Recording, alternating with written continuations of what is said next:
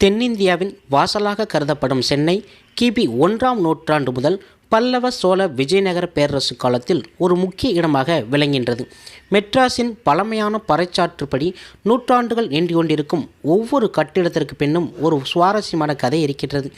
17ஆம் நூற்றாண்டில் ஆங்கிலேயர்கள் சென்னையில் கால் வைத்த முதல் சென்னை ஒரு முக்கிய இடமாக வளர்ந்து வந்திருக்கின்றது. இந்த மாநகருக்கு நீண்ட வரலாறு உள்ளது. அதனை சுருக்கமாக பார்க்கலாம். எப்போதுமே பரபரப்புக்கு பஞ்சமில்லாத தமிழகத்தின் தலைநகரம் சிறு சிறு கிராமங்களை உள்ளடக்கி இருக்கின்றது. சோழ பல்லவ பாண்டிய காலத்தில் இருந்து சிறந்த துறைமுக நகரமாக சிறந்து விளங்குகின்றது. ஒருபுறம் அழுகுகள் நிறைந்து இருந்தாலும் இன்றளவும் தன்னடக்கத்தை உள்ளே வைத்திருக்கின்றது சென்னை. இந்தியாவின் 4வது பெரிய நகரம், உலகிலேயே 31வது பெருநகரமாக விளங்குகின்றது. சென்னையில் உள்ள மெரினா கடற்கரை உலகிலேயே நீளமான நீண்ட கடற்கரையில் ஒன்று. சென்னை தோன்றிய முதல் இன்று வரை தன்னை தேடி பிழைக்க வந்தவர்களுக்கு வாழ்வு தரும் நிலப்பகுதியாகவே இருந்து வருகின்றது. இது 400 ஆண்டுகள் பழமையான நகரம். 16ஆம் நூற்றாண்டில் போர்ச்சுகீசியர்கள் சென்னைக்கு வந்தார்கள். அவர்களைத் தொடர்ந்து ஆங்கிலேயர்கள் இங்கு வந்து வியாபாரம் தொடங்கினார்கள். இன்றும் மெட்ரோ ரயில், வானவியல் கட்டிடங்கள், மேம்பாலங்கள் என்று நவீன நகரமாக காட்சியளிக்கின்றது. சென்னை மாநகரத்திற்கு பிள்ளையார் சொல்லி போட்டவர் பிரான்சிஸ்டே என்ற கிழக்கிந்திய கம்பெனியின் ஏஜென்ட். 1639ஆம் ஆண்டு ஆகஸ்ட் மாதம் 22ஆம் தேதி சோழமண்டல கடற்கரையில் கொஞ்சம் நிலத்தை வாங்கினார். அவர் வாங்கிய நிலத்தில் பிரிட்டிஷ்கள் புனித ஜார்ஜ் கோட்டையை கட்டினார்கள். பின்பு அந்த இடத்தை சுற்றி குடியிருப்புகள் உருவாகவே சென்னை பட்டணம் உருவாக தொடங்கியது. பொதுவாகவே சென்னை பெயர் காரணமாக பல கதைகள் உலா வருகின்றன.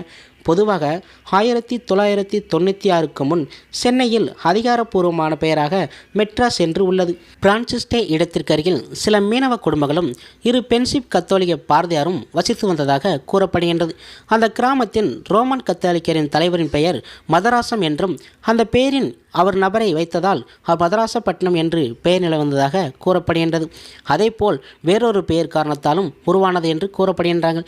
சந்தோமில் வசித்து வந்த போர்ச்சுகீசியர்களின் ஒரு குடும்பத்தை சார்ந்த மாத்ரா என்னும் வசதிமிக்க குடும்பத்தை சார்ந்த ஒரு பெண்ணுடன் பிரான்சிஸ்டே காதல் வயப்பட்டதாகவும், எனவே தன் காதலின் குடும்ப பெயரை வைத்தே இந்த பெயர் சூட்டப்பட்டதாக கூறப்படுகின்றது. எக்மூர் ஆற்றிற்கும் கூவா ஆற்றிற்கும் இடைப்பட்ட இடம் சந்திரகிரி ராஜாவுக்கு சொந்தமானது. அதனை வாங்க உள்ளூர் நாயக்கர்கள் பிரான்சிஸ்டேகுடன் பேரம் பேசும்போது அவர்கள் அதற்கு எங்கள் தந்தை சென்னப்ப நாயக்கரின் பெயரை புதிதாக கட்டப்படும் குடியிருப்புக்கு சூட்ட வேண்டும் என்று கோரிக்கை விட்டு பட்டா ஒப்பந்தம் பண்ணார்.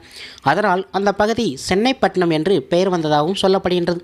மதராசப்பட்டினம் வடக்கிலும் சென்னைப்பட்டினம் கிழக்கிலும் வெவ்வேறு இடத்தில் இருந்ததாக சொல்லப்படுகின்றது. பின்பு காலப்போக்கில் இரண்டையும் ஆங்கிலேயர்கள் ஒன்றிணைந்து மதராசப்பட்டினம் என்று அழைக்கப்பட்டனர். சென்னை போக்குவரத்து சிறந்த முறையில் கட்டி அமைத்து ஆங்கிலேயர்களுக்கு ஒரு முக்கிய பங்குண்டு. குதிரை வண்டிகள், மாட்டு வண்டிகள் இருந்த காலத்திலிருந்து ஆங்கிலேயர்களால் டிராம் வண்டிகள், ரயில் வண்டிகள் அறிமுகப்படுத்தப்பட்டது. மணிக்கு 7 கிலோமீட்டர் வேகத்தில் பயணிக்கும் டிராம் வண்டிகள் கால் கடக்க நடக்கும் மக்களுக்கு ஒரு வரப்பிரசாதமாக இருந்தது. மெட்ராஸ் எலக்ட்ரிசிட்டி என்ற பெயர் கம்பெனிதான் டிராம் வண்டியை இயக்கி வந்தது. சுமார் 100 டிராம் வண்டிகள் பேரிஸ் கார்னர், பீச் ரோடு, மவுண்ட் ரோடு, சுங்கசாலையில் சுற்றி வந்து கொண்டிருந்தன. இன்றைய மின்சார ரயில்களின் மூதாதிதான் டிராம் வண்டிகள். 1895 முதல் 1853 வரை இந்த டிராம் வண்டிகள் இயங்கிக் கொண்டிருந்தது.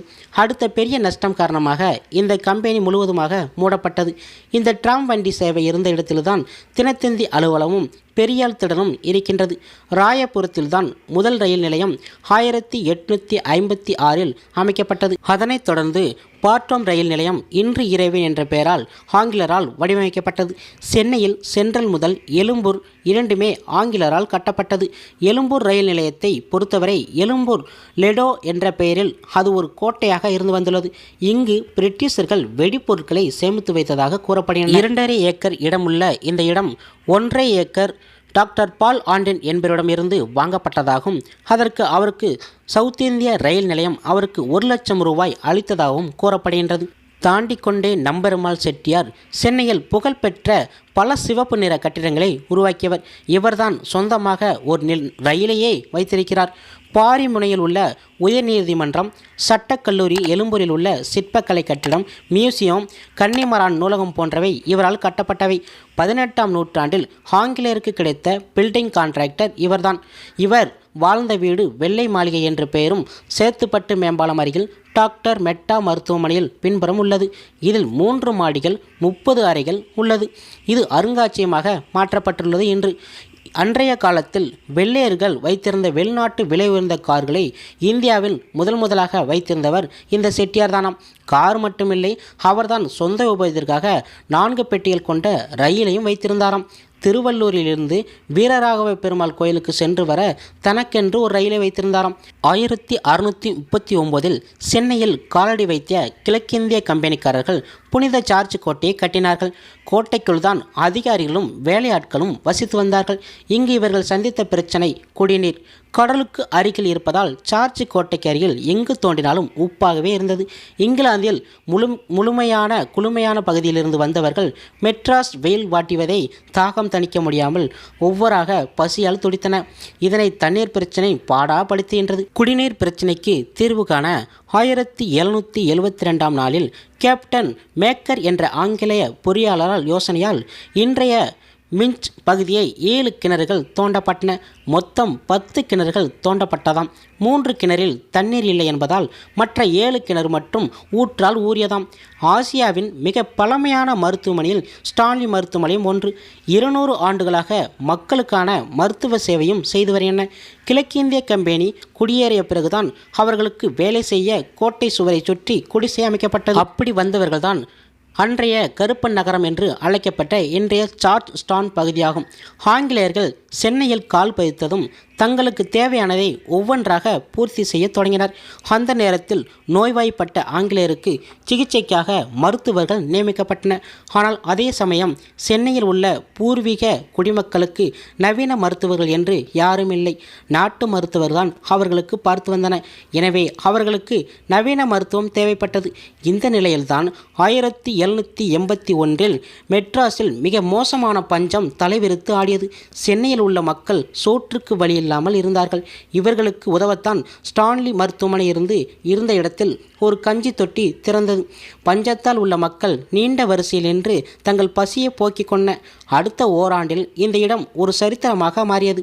பின்னர் கிழக்கிந்திய கம்பெனியான ஜான் அன்டவுன் முயற்சியால் இந்த இடத்தில் சிறிய மருத்துவமனையும் தொழுநோயாளர்களுக்கு இல்லங்களும் அமைக்கப்பட்டன. 1799 பிரத்யேக அமைப்பின் உள்ளூர்வாசிகளுக்கு அமைக்கப்பட்ட முதல் நவீன மருத்துவமனை இதுதான். இதனை உள்ளூர்வாசிகள் கஞ்சி தொட்டி என்றும் அழைத்தனர். வடசென்னை மக்கள் கஞ்சி தொட்டு மருத்துவமனை என்றும் அழைத்தனர். 1808ஆம் ஆண்டு அந்த சத்திரத்தையும் மருத்துவமனையும் ஆங்கில அரசு ஏற்று நடத்தது. பின்னர் 1910ஆம் ஆண்டு அரசுடைமையாக்கப்பட்டது. பிறகு ராயபுரம் மருத்துவமனை என்று பெயர் மாற்றப்பட்டது. 1933ஆம் ஆண்டு சென்னை மாகாணத்தில் ஆளுநராக இருந்தவர் ஜார்ஜ் பெரகனில்ட் ஸ்டார்ட் இங்கே மருத்துவமனையை ஆரம்பித்தார். பின்பு ஸ்டான்லி மருத்துவமனை உருமாறியது. பல்லவ காலத்தில் இன்றைய மயிலாப்பூர் ஒரு சிறிய துறை நகரமாக விளங்கியிருக்கின்றது. இங்கிருந்து ரோமர் சாம்ராஜ்யம் பெரிய வர்த்தகம் நடைபெற்றிருக்கின்றது. 1522 போர்ச்சுகீசியர்கள் புனித தோமையாறு பெயரால் சிறிய துறை நகரம் உருவாக்கப்பட்டதாக சொல்லப்படுகின்றது. போர்ச்சுகீசியர்களை தொடர்ந்து 1613ஆம் ஆண்டு டச்சு வர்த்தகர்கள் பழவேற்காடுக்கு வந்தனர். அவர்கள் வந்து சுமார் 25 ஆண்டுகள் கழித்தே அதற்கு பிறகுதான்